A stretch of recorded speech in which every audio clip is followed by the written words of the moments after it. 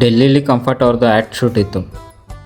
Early morning flight ಇತ್ತು, Bengaluru airport ತಲುಪಾಯ್ತು. ಅಲ್ಲಿಂದ bus ಹತ್ಕೊಂಡು ಸೀದಾ ನಾವು ಫ್ಲೈಟ್ ಕಡೆ ಕರ್ಕೊಂಡು ಹೊರಟು. ಬಸ್ ಇಳಿದು ನಾವು ಫ್ಲೈಟ್ ಕಡೆ ನಡ್ಕೊಂಡು ಹೊರಟ್ವಿ. ಆದರೂ ಒಂದು ಮಾತು, ನಾನು ಚಿಕ್ಕ ವಯಸ್ಸಲ್ಲಿ ಓದೋ ಟೈಮಲ್ಲಿ ನಾನು ಚೆನ್ನಾಗಿ ಓದ್ತಾ ಇರಲಿಲ್ಲ ಅಂದ್ಬಿಟ್ಟು ನಮ್ಮ ರಿಲೇಷನ್ ಅವರೆಲ್ಲ ನಮ್ಮ ಅಮ್ಮನ ಕೈಲಿ ನೀನು ಚಿಕ್ಕ ಮಗನ ಕೈಲಿ ಏನೂ ಆಗಲ್ಲ ಅಂದವರು ಅವರೆಲ್ಲ ಈಗ ನಮ್ಮ ಅಮ್ಮನ ಹತ್ರ ಒಳ್ಳೆ ಮಕ್ಕಳು ಎತ್ತಿದ್ಯಾ ಅಂತ ಹೇಳ್ತಾರೆ. ಇದಕ್ಕಿಂತ ಇನ್ನೇನು ಬೇಕು.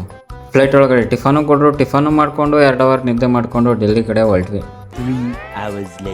ಸತತವಾಗಿ 3 ಅವರ್ ಫ್ಲೈಟಲ್ಲಿ ಕೂತ್ಕೊಂಡು ಡೆಲ್ಲಿಗೆ ರೀಚ್ ಆಗಾಯ್ತು. ಹೊರಗಡೆ ಬಂದು ಕ್ಯಾಬ್ ರೆಡಿ ಇತ್ತು. ಕ್ಯಾಬ್ ಹತ್ಕೊಂಡು ಅಲ್ಲಿಂದ ನಾವು ಬಂದಿರೋ ವಿಷಯನೇ ಹೇಳೋದು ಮರ್ತೆ. ಡೆಲ್ಲಿಲಿ ಆ್ಯಡ್ ಶೂಟ್ ಇತ್ತು, ಅದಕ್ಕೋಸ್ಕರ ಡೆಲ್ಲಿಗೆ ಬಂದಿದ್ದು. ನಾವು ಸ್ಟೇ ಆಗ್ಬೇಕಾಗಿರೋ ಮನೇನೂ ಬಂತು.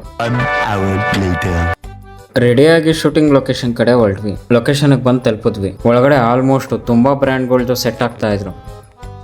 ಆದರೆ ನಮ್ಮ ಶೂಟಿಂಗ್ ಬಂದು ಕಂಫರ್ಟ್ ಅವರು ಹೊಸದಾಗಿ ಪರ್ಫ್ಯೂಮ್ ಲಾಂಚ್ ಮಾಡ್ತಾ ಇದ್ದಾರೆ. ನೋಡಿ, ಶೂಟಿಂಗ್ ಶುರುವಾಗಿದೆ.